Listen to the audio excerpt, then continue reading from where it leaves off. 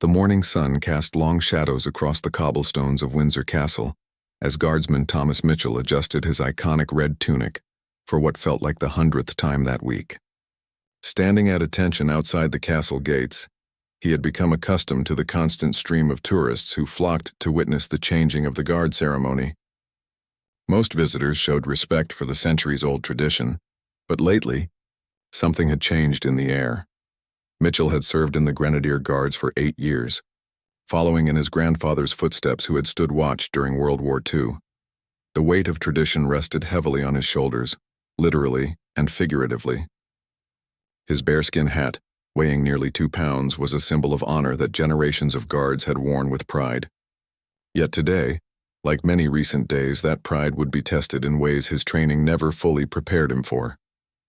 The first group of tourists arrived shortly after 9 in the morning, cameras flashing and voices chattering excitedly. Among them was a family from overseas, their teenage son immediately drawn to the stoic figure standing motionless by the gate. What started as innocent curiosity quickly escalated into something far more troubling. The teenager began making faces directly in front of Mitchell, trying to provoke a reaction. When that failed to work, he started waving his hands mere inches from the guard's face. His parents watched with amusement rather than concern, even encouraging their son to get closer for better photos. Other tourists began to gather, sensing entertainment in the making. Mitchell remained perfectly still, his eyes fixed straight ahead as regulations demanded. Years of training had taught him to ignore distractions, to remain focused on his duty regardless of external circumstances, but inside his mind he was carefully cataloging every breach of protocol, every sign of disrespect that was unfolding before him. The situation escalated when the teenager decided to touch Mitchell's uniform, running his fingers along the golden buttons and ornate details. This crossed a clear line that even the most patient guard could not ignore. The Queen's Guard uniform was not a costume or prop for tourist entertainment. It represented the crown, the country, and centuries of military tradition. Still, Mitchell held his position, knowing that his reaction would be filmed and potentially shared across social media platforms within minutes. The weight of representing not just himself, but the entire institution of the Royal Guard, pressed down upon him more heavily than his ceremonial uniform ever could. Other guards positioned around the castle grounds were also dealing with similar situations. Guardsman Sarah Chen, one of the few female guards in the regiment, was facing her own challenges as tourists attempted to peek under her bearskin hat and make inappropriate comments about women in military roles. The irony was not lost on her that people who claimed to admire British traditions were simultaneously showing complete disregard for the very people who upheld them. As the morning progressed, more tour groups arrived, each seemingly more emboldened than the last. Word had apparently spread on social media about the fun interactions tourists could have with the guards. Videos of previous encounters were being shared, with commentary encouraging others to see how far they could push the boundaries. The guards communicated through subtle glances and barely perceptible nods. A skill developed through months of standing together in formation, they could sense the growing tension in the air. The way the crowd was becoming more aggressive and demanding in their pursuit of the perfect photo or video clip. Mitchell remembered his training instructor's words about maintaining dignity under pressure. "A guard who breaks formation breaks trust," the sergeant had said during one particularly grueling training session. "You represent something bigger than yourself out there." Those words had never felt more relevant than they did in this moment. The teenage tourist, emboldened by his parents' encouragement and the growing crowd of onlookers, decided to escalate his behavior further. He began shouting directly into Mitchell's ear, using language that would have been considered inappropriate in any civilized setting, let alone at a royal residence. The crowd of tourists had grown larger, forming a semicircle around the spectacle. Some were clearly uncomfortable with what they were witnessing, but the majority seemed to view it as entertainment. Phones were held high, recording every moment of what they perceived as harmless fun but what the guards recognized as a systematic erosion of respect and dignity. Mitchell's jaw tightened almost imperceptibly, the only outward sign of the storm building within him. His fellow guards had noticed the deteriorating situation and were subtly repositioning themselves, following protocols established for crowd control situations. The morning that had started like any other was rapidly becoming something none of them had experienced before. As the cathedral bells chimed 10 o'clock, marking another hour of duty, Mitchell realized that this day would be different from all the others. The line between respectful tourism and outright harassment had been crossed, and something would have to give. The question was no longer if the guards would respond, but when and how they would choose to restore the dignity that was being systematically stripped away by people who claimed to admire the very traditions they were destroying. The situation at Windsor Castle continued to deteriorate as more tourists arrived, drawn by social media posts showing the entertainment value of harassing the royal guards.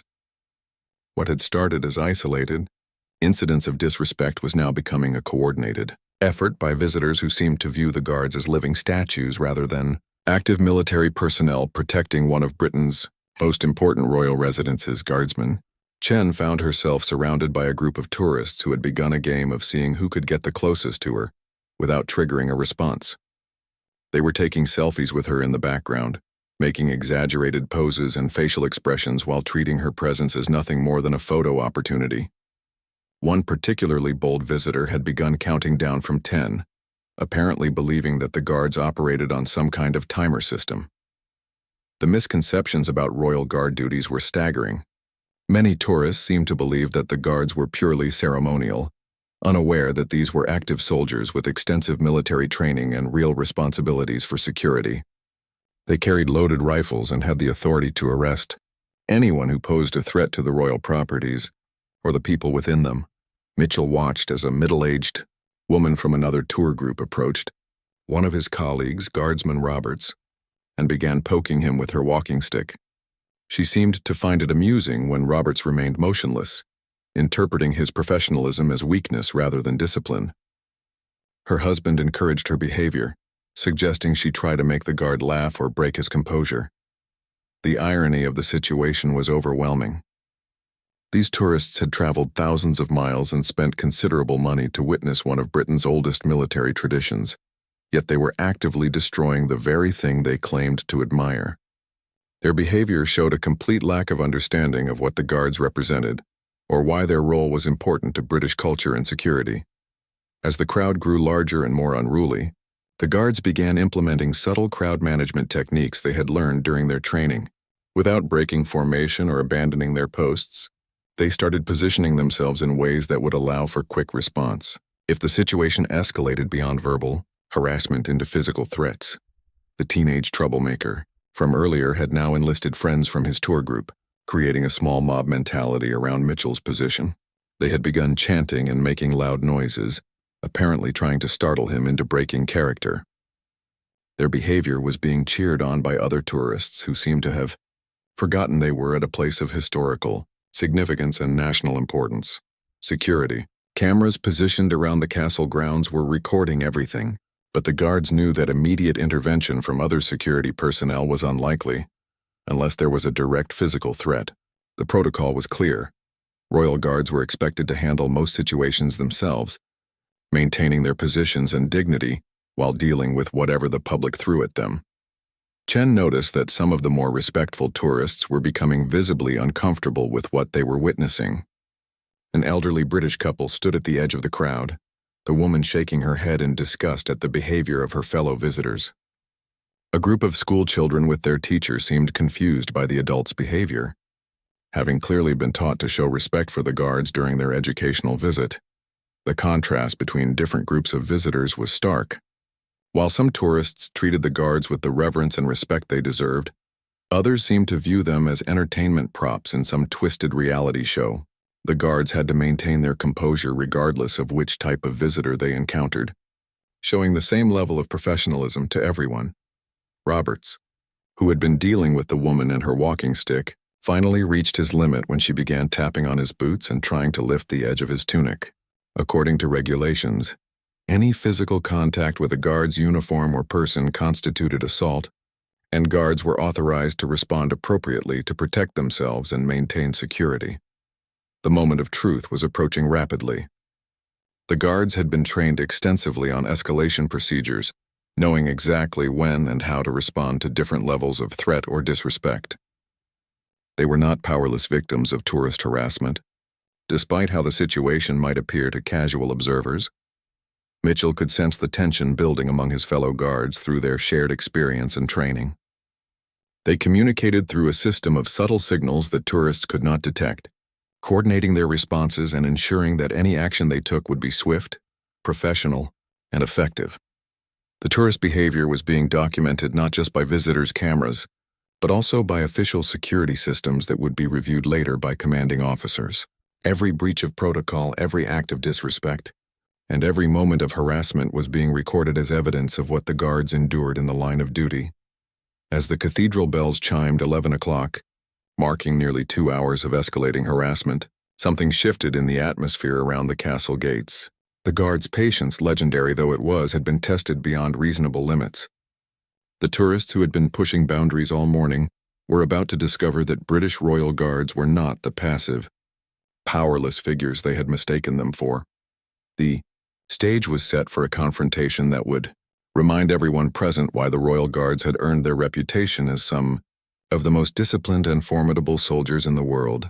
Their forbearance, while extensive, was not infinite, and the moment of reckoning was approaching faster than anyone in the crowd could have anticipated.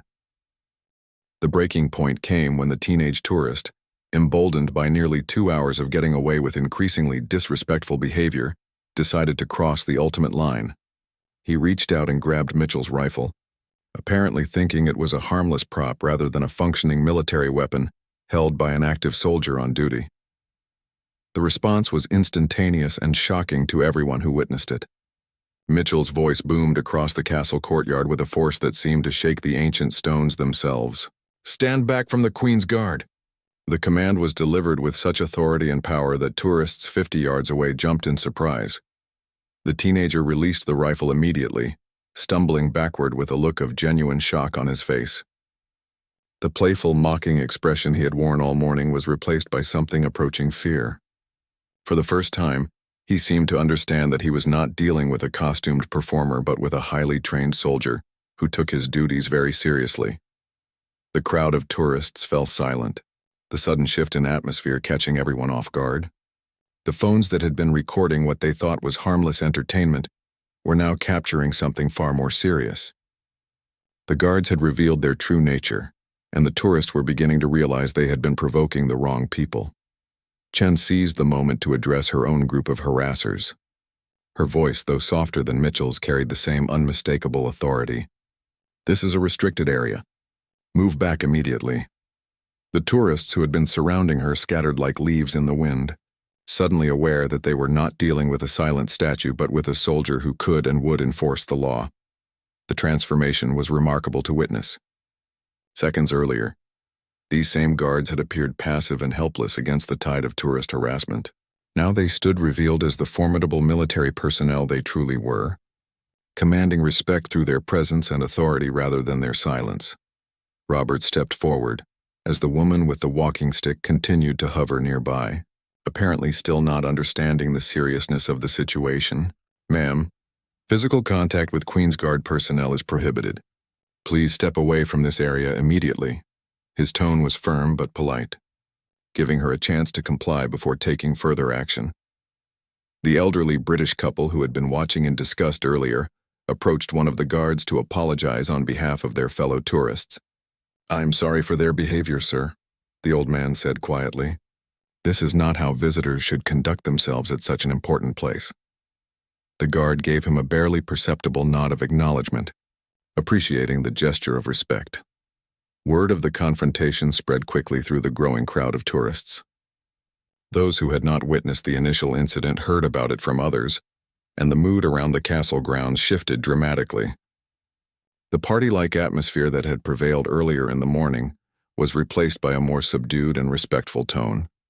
Some tourists began to leave, apparently realizing that their planned entertainment had turned into something more serious than they had bargained for. Others remained but kept a respectful distance, finally understanding that they were in the presence of active military personnel rather than tourist attractions.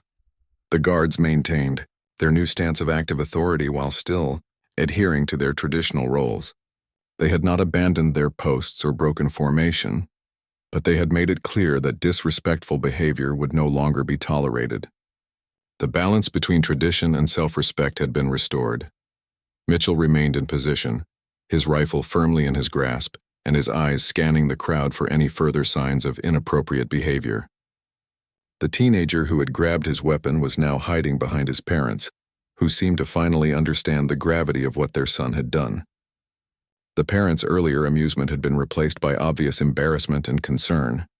Security personnel who had been monitoring the situation from a distance began to move closer, ready to provide backup if needed. The guards had handled the initial confrontation perfectly, but everyone understood that the situation could still escalate if tourists decided to challenge the new boundaries that had been established. The change in the guards' demeanor sent ripples throughout the entire tourist area. Visitors who had not even been directly involved in the harassment began to show more respect, speaking in quieter tones and maintaining appropriate distances. The lesson was clear. The Queen's Guard deserved and would demand the respect their position warranted. Chen noticed that several tourists were now approaching guards with genuine questions about their duties and the history of their regiments. The shift from treating them as objects to treating them as knowledgeable military professionals was exactly what should have happened from the beginning. The morning's events had served as an important reminder to everyone present about the true nature of the Royal Guard's role. These were not performers or living museum pieces, but active soldiers with real responsibilities and the authority to enforce them. Their patience and professionalism should have been met with respect, not exploitation. As the noon hour approached, the atmosphere around Windsor Castle had completely transformed. The guards had successfully reclaimed their dignity and authority, without abandoning their traditional roles or creating an international incident. They had shown that forbearance had its limits, and those limits had been clearly established for all to see. The aftermath of the confrontation brought an unexpected development that no one had anticipated. News of the incident had spread beyond the castle grounds through social media, but instead of the usual mockery of the guards, public opinion was overwhelmingly supportive of their actions. Videos of the tourists' disrespectful behavior and the guards' professional response were being shared with commentary praising the soldiers' restraint and authority. Lieutenant Colonel James Harrison, commanding officer of the Windsor Castle Guard Detail, arrived on the scene within 30 minutes of receiving reports about the incident. His presence signaled that the situation was being taken seriously at the highest levels of military command. Harrison had served for 25 years and had never seen tourist behavior deteriorate to the extent witnessed that morning. The teenage tourists' parents were escorted to a private office where they were informed about the serious nature of their son's actions.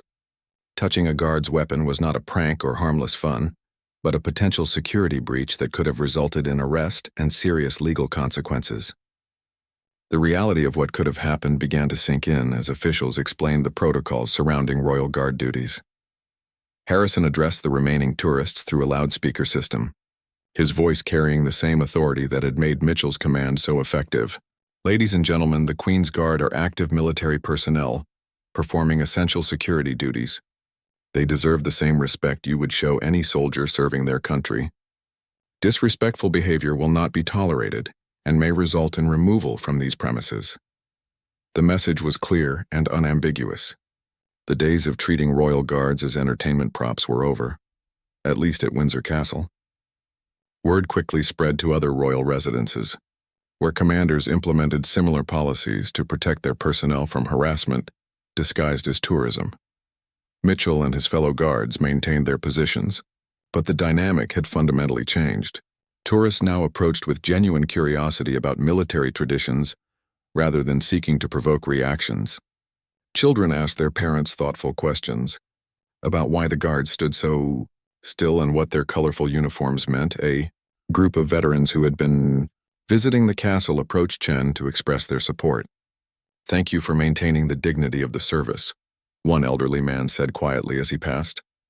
"My father served in the Grenadier Guards during the war, and he would have been proud to see how you handled yourselves today." The incident had created an opportunity for education that had been missing in previous tourist interactions. Guards were now able to engage with respectful visitors, sharing information about their regiment's histories and the significance of their ceremonial duties. The rigid silence that had been necessary for self-protection was no longer required. Roberts found himself answering questions from a school group whose teacher had used the morning's events as a teachable moment about respect and military service. The children listened intently as he explained how the Guards' training prepared them for both ceremonial duties and active combat roles. Media outlets began arriving at the castle, drawn by the social media buzz surrounding the incident. However, their focus was not on sensationalizing tourist harassment, but on highlighting the professionalism and restraint shown by the Guards. The story became one of military discipline and dignity rather than tourist entertainment gone wrong. The woman with the walking stick, who had been harassing Roberts earlier, approached him with a formal apology. "I'm sorry for my behavior, young man," she said with obvious embarrassment. "I didn't understand the seriousness of your duties. My late husband was in the army, and he would have been ashamed of how I acted." Harrison used the media attention to educate the public about the dual role of Royal Guards as both ceremonial figures and active security personnel.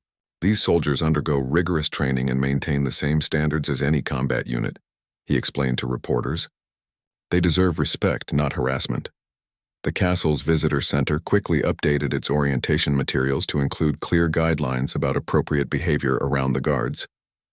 Signs were posted explaining that the Guards were active military personnel and that disrespectful behavior could result in immediate removal from the premises. Tour operators who regularly brought groups to the castle received formal notifications about the new policies. They were asked to brief their clients about appropriate behavior and to ensure that their tour guides emphasized respect for the Guards and their duties.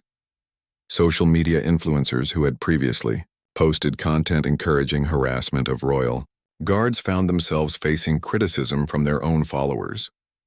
The tide of public opinion had shifted dramatically, with most people expressing support for the Guards and condemnation of disrespectful tourist behavior. The Guards themselves noticed the immediate difference in how they were being treated. The morning's confrontation had been stressful and unpleasant, but it had achieved something that years of silent endurance had not: genuine respect from the majority of visitors. Chen reflected on how the dynamic had changed as she stood her afternoon watch. Tourists were now maintaining respectful distances, speaking in quieter tones and showing genuine interest in the history and tradition she represented. The harassment that had become routine was replaced by the kind of respectful curiosity that made the job meaningful. As the day progressed, it became clear that the morning's events had marked a turning point in how Royal Guards would be treated by the public. The message had been delivered clearly and effectively. These were not entertainment props but professional soldiers deserving of respect and dignity in the performance of their duties. 3 weeks after the Windsor Castle incident, the positive changes in tourist behavior had spread to all major royal residences across Britain. Buckingham Palace, Tower of London, and St. James's Palace all reported significant improvements in visitor conduct following the widespread media coverage of the Guards' response to harassment. The ripple effects extended far beyond immediate behavioral changes. The Ministry of Defense announced new training protocols for Royal Guard units, emphasizing their authority to actively manage crowds and address disrespectful behavior. Guards were given additional instruction on de-escalation techniques while maintaining their traditional roles and appearance. Mitchell found himself somewhat of a celebrity within military circles, though he remained characteristically humble about his role in the incident. His commanding officers praised his restraint and professionalism, noting that he had achieved the perfect balance between maintaining tradition and asserting necessary authority. The teenage tourist, who had grabbed Mitchell's rifle, returned to Windsor Castle 3 weeks later with his family, this time displaying markedly different behavior. He approached the guard position respectfully and left a handwritten letter of apology, expressing his newfound understanding of the Guard's important role and his regret for his previous actions. Tourism numbers at royal sites actually increased following the incident, contrary to concerns that stricter behavior expectations might deter visitors. Travel agencies reported that tourists appreciated clearer guidelines and felt more comfortable visiting sites where respectful behavior was enforced and expected.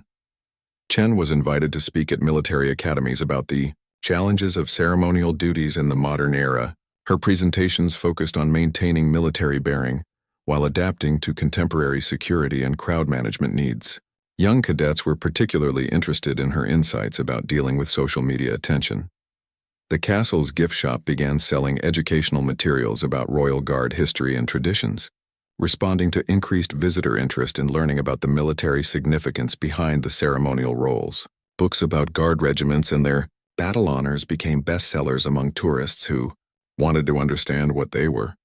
Witnessing international military units began, studying the Windsor Castle incident as a case example of maintaining dignity under pressure.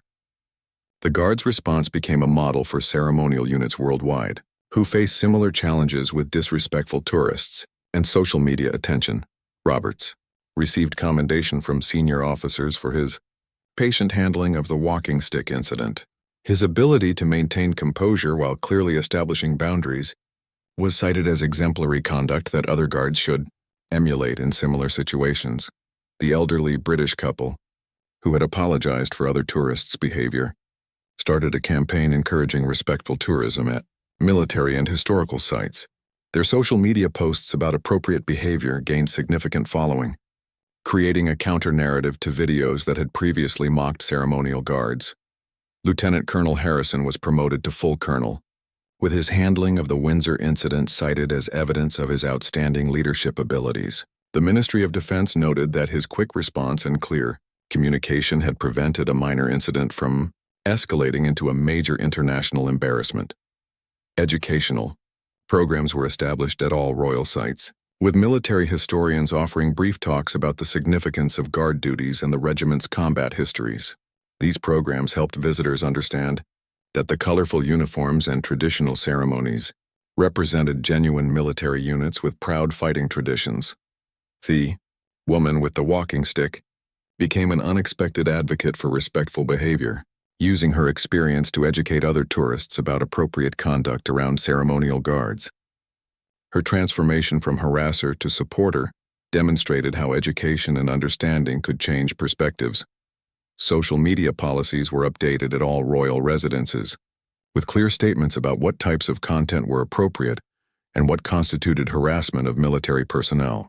Visitors were reminded that guards had the right to dignity and respect while performing their duties.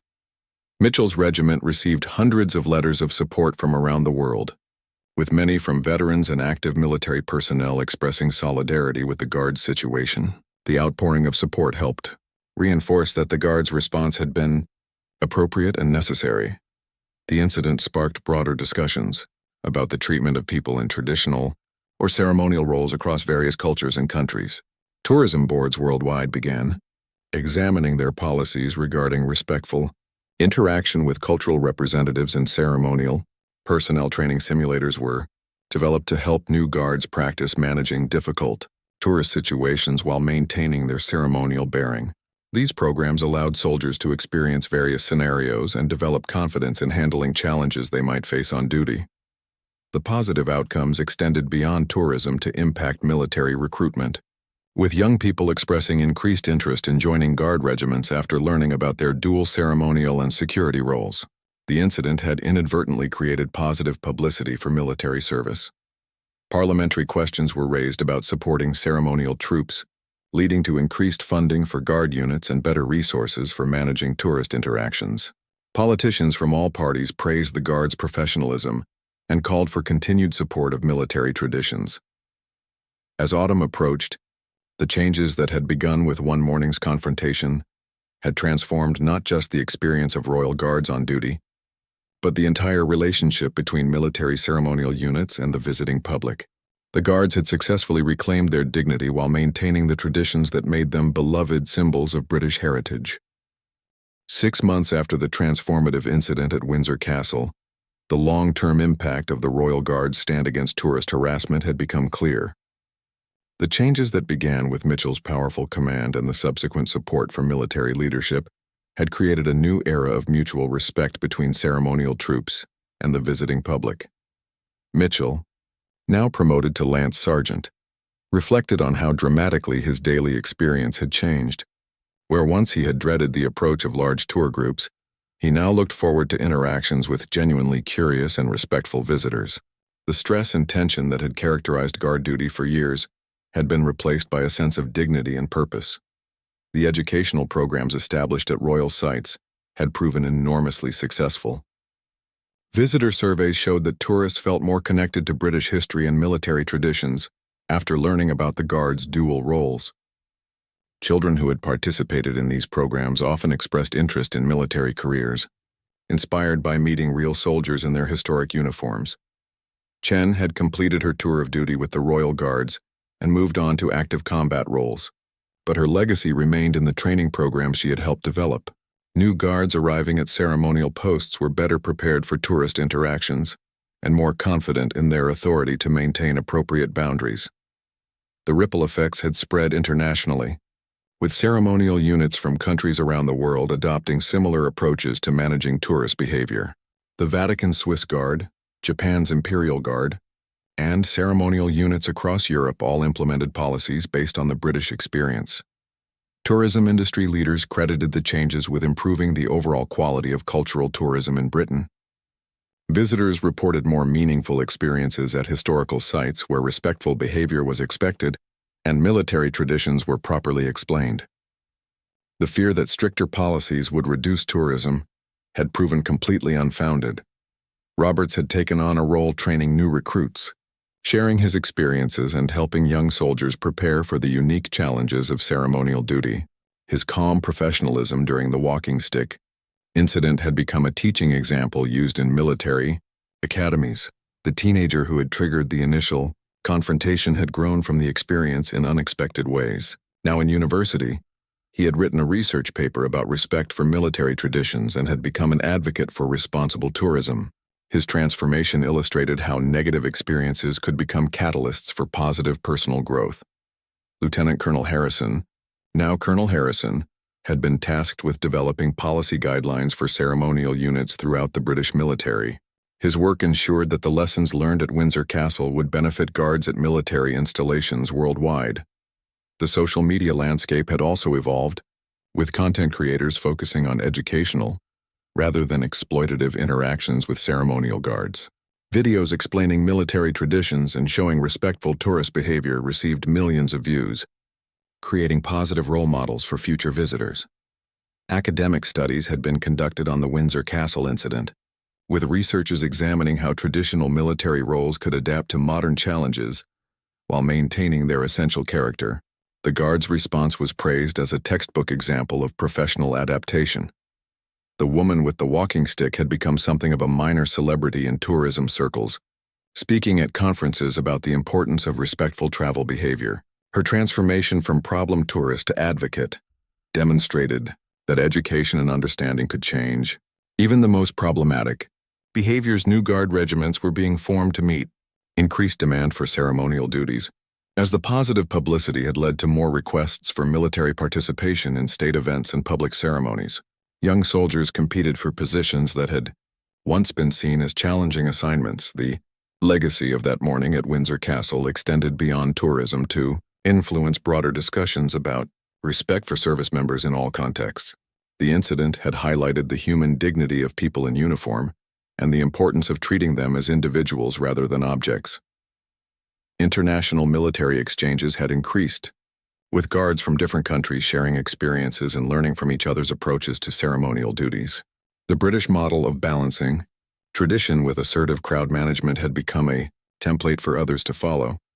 Mitchell often encountered tourists who specifically mentioned having learned about appropriate behavior from coverage of the incident. Parents used the story to teach their children about respect for military service, creating a generation of more thoughtful visitors to historical sites.